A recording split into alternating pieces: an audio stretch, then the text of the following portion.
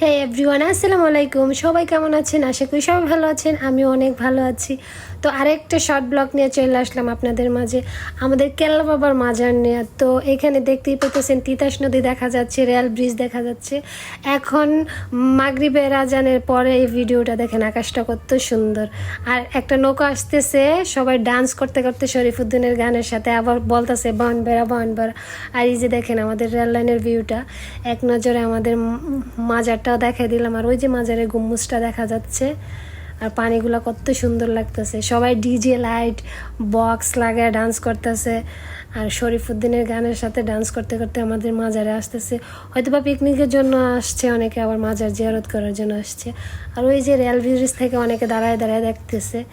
এখনের ভিডিওটা কিন্তু সন্ধ্যাবেলার, আগেও অনেকগুলো নৌকা আসছে, ওইগুলোর ভিডিও করি নাই। এখন আসছি গাড়াই।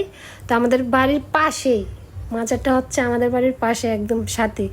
তো আসলাম, ভাবলাম একটু ভিডিও করি আপনাদেরকে দিই। অনেকেই আমাকে কমেন্ট বক্সে জিজ্ঞেস করতেছেন যে আপু নৌকা কি আসতে দেয়, নৌকা কি আসতে দেয়? জি ভাইয়া, নৌকা আসতে দেয়।